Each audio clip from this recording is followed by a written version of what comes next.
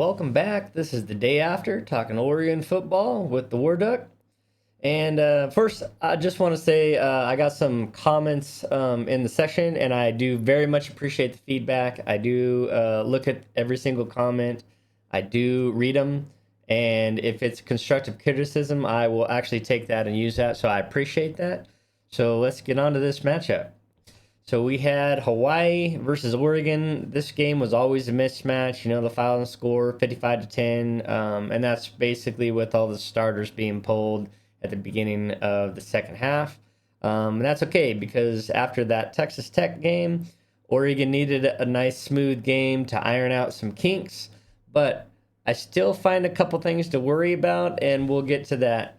But first, let's check out some highlights here. All right, so the first thing we got is we have a wonderful continuing growth connection between Bo Nix and his brother Tez Johnson on this. This is 0-0 in the first quarter, and a nice little pitch and catch right there. Tez Johnson smokes by the secondary and gets that touchdown. Little dance. Here's the play. Comes from the bottom side of the field, crosses over, gets to that corner above the safety in the corner, and bam, touchdown. All right, so the next one here is so this one here bothers me a little bit because it's a Kyrie Jackson interception right here. And there's the interception. Great catch, great Johnny on the spot. My only problem is, and this has kind of been the complaint with the Oregon secondary for quite a while, is how soft they play and how much room they give receivers and stuff. And if you watch this right here, okay, this is where the ball was going. Nobody is within 5 yards of him. I mean, this is a yardage gain play if he catches this ball. If this is a little bit better thrown ball, then he's got yards on this play, right? Look how far off he is. That's too much cushion. That's too much cushion for these guys. When you start getting into, you know, the other teams with like Penix and Rising and Williams and maybe even the Colorado next week, that cushion's going to be too much, and those guys are going to get yardage and maybe score because everybody's going the wrong way. Here's another look at how far away he is. This gives even more, right? I don't know if you saw that rub at the top, but still, that's not an excuse. All right, so this is a 43-yard field goal for Oregon to make it 10-0 in the first quarter.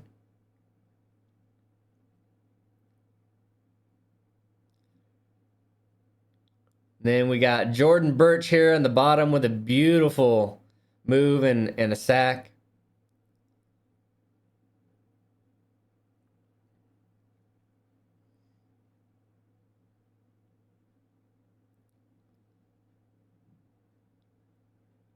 Great play for him.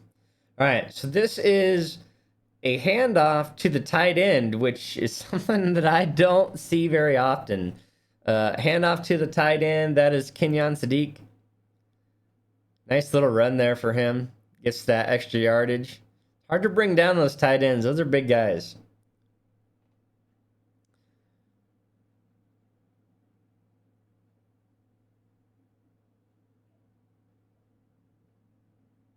Nice play for him. All right, here is Oregon. Okay, so my problem with this is it's twofold. For one, it's 10-0 Oregon. Two is you're playing Hawaii. I don't know that this is a play that Oregon needs to make as a staple in their offense, and I don't know that this is the place to run this on a team where you don't really need any tricks to do. But here we go anyway. So Oregon hands the ball off, and then it gets flicked back to Bo Nix. But look at the penetration already, right?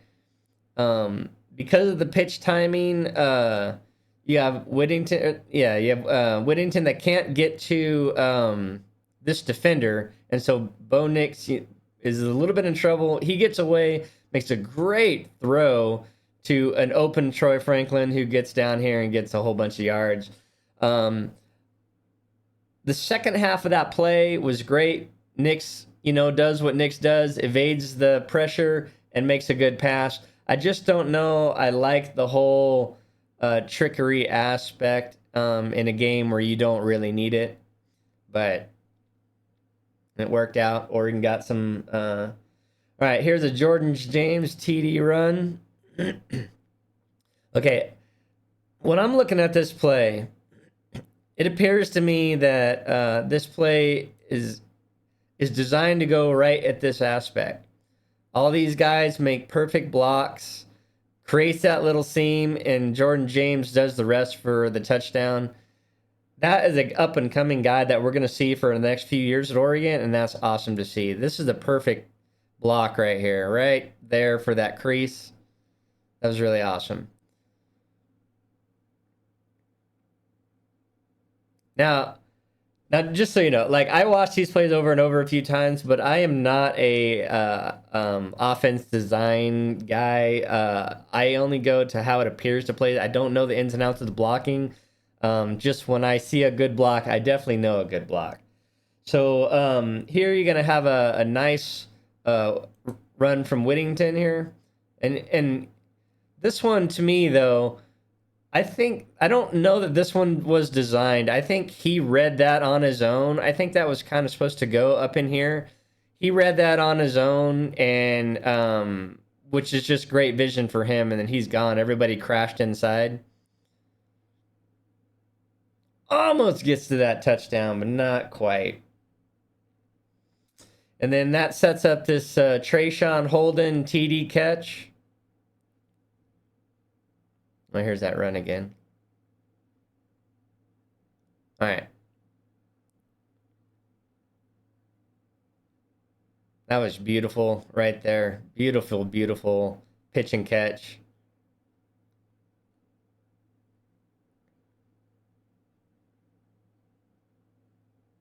And that's, 24-0.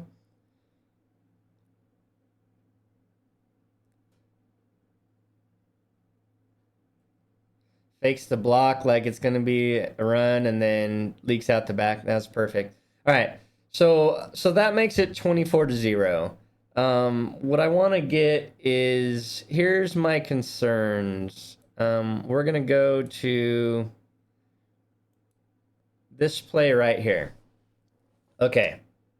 So this is a Jordan James touchdown run. He runs right up the middle. But I want you to pay attention to the push that Oregon gets off of the line. Now, this is a short yardage play. Oregon should be blowing these defenders off of this line and pushing them back to create space for the running back. And that's what happened last year, is Oregon was great at blowing people off the line. 1 yard was a guaranteed make for Oregon last year. This year, I don't know. It's a little scary.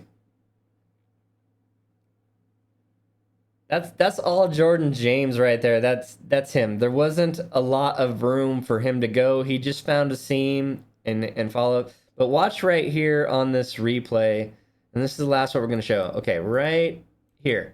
Okay, look at these guys. Look at how tall they are. I know it's a little blurry, but you should be able to see how tall they are, right? They're supposed to be underneath these guys, getting leverage, pushing them back, but they're all stood up and they're all turned. And I know that he's sealing the edge right here to create that space, but he's too tall. He needs to be lower and getting under these defenders, because whoever has the underneath leverage wins. And that's why there's not a lot of push off of the line, is these Oregon offensive linemen are getting stood up a little bit and getting pushed back on top of that. Just great effort by Jordan James to get in there.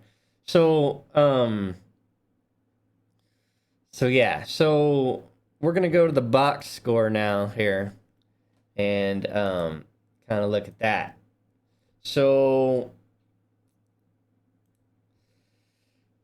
overall, I mean, Oregon did what they had to do, so nothing big deal there. Bo Nix, 21 for 27.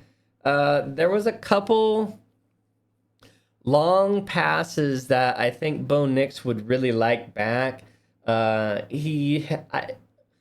the most part, it seems like he's overthrowing those deep passes right now. He had two that were for sure touchdowns that just got overthrown just by a little bit. But I just think that's out of all the criticisms for Nix, that's one thing he can maybe work on is that long pass. Otherwise, his decision making was really good. I don't remember any passes in that game that were in any danger at all of being intercepted. It was just a great performance. And then you had Ty Thompson that was 4 for 6 for 85 yards. Look at that average, 14 yards. That's pretty good, and he had his TD. Austin Novostad got in there. Again, Oregon fails to get a 100-yard rusher, but they do get 227 yards on the ground, and that's with Bo Nix only having 14 yards. So that's still a decent production from the running backs. Look at these averages, though. Noah Whittington, 16 yards per carry. Jordan James, 8 yards per carry. Bucky Irvington had most of the carries, 12 for 59 yards at 4.9. He had an 11-yard. But he was also running in different situations. It was so, I don't know. I thought overall it was a good performance by the running backs. I think there needs to be a little more help from the offensive line. I think that blocking is going to cause us problems when we go up against these bigger, stronger teams. Troy Franklin fails to get 100 yards for the first game. Tez Johnson. But look at this. So Oregon, to me, is amazing because they have become kind of a passing team, and I don't know if that's because teams are forcing Oregon to pass, or if Oregon is just have so many options at receiver that they just can't not throw the ball to these guys. He had 26 receptions over 12 guys, 10 guys. 4 receptions for Franklin, 4 for Tez Johnson, 4 for Trayshawn Holden, 3 for Gary Bryant, 3 for Whittington. And of those guys with 3 or more receptions, you have 83 yards, 20-yard average, 77 yards, 19-yard average, 63 yards, 15-yard average, 50 yards, 16.7 average, and the running back with 23 yards as a 7.7 average. That is pretty damn amazing averages for some guys. This is just how many weapons Oregon has. Every time they touch the ball, it's just a chance for them to go for 15, 20, 40, with long 40, 49, 60, 31, 16. Those are some big explosive plays, and that plays well to Oregon's offense. All right, so let's check out some things here. So again, Oregon with penalties, would they have 9 penalties? That's still not good. 9 penalties for 76 yards. That's down from the 14. And I was trying to think. I think maybe there was 1 false start, if any. So from that aspect, they weren't complete drive killers. But you did play Hawaii, but you got to clean up the holding, and you got to clean up those defensive penalties. I think most of those are defensive penalties. So overall, 6 from 11 on third downs against Hawaii is not great. And then you went for it twice on fourth down, which you got, which is okay. Oregon's third down efficiency needs to come up still. So 210 rushing yards, 350 passing yards for 560 yards total. Oregon got 2 sacks, didn't allow a sack on Bo Nix. No interceptions thrown for Oregon. Had 2 punts, 9 penalties, no fumbles for either team. Overall, a decently clean game, but there are some penalties. I know there was, I think there was well, I don't know. I watched too many games yesterday. I don't want to say because I thought there was some some personal foul penalties, but I think one of those was probably only a face mask. I don't remember there being any roughing the passer or anything like that, which is part of what you were trying to clean up last week. So still got some penalties. I know some of those were holding. I don't remember any false starts, but there might have been. There was a lot of offense in this game for Oregon, a lot of offensive plays. But for that, we have Colorado coming in next week, and that is Oregon's second big test. Now, here's the thing, is I don't think Colorado is as good as everybody is making them out to be. They should have lost that game against Colorado State, but they made some plays at the end. They went 98 yards and scored the touchdown and the 2-point conversion to tie it up, but it was against Colorado State. Can they do that against Oregon? I don't think so, but the two things that are worrisome is, one, you have the cushion that I showed you, and Colorado took advantage of that a lot against Colorado State. And you have the offensive line not getting the push they need to be getting off of the line on those run plays. So that's something to watch in that Colorado game. I still expect Oregon to just outplay Colorado. I don't see them really able to get the same advantages. I don't see them giving up a 98-yard touchdown at the end of a game this year like they might have last year. So I see Oregon wins by 2 touchdowns. I think that score somewhere, Oregon in the mid 40s and Colorado somewhere high 20s, low 30s. So with that, we are out of here today. Thanks for joining me, and we will see you next time. Much love all.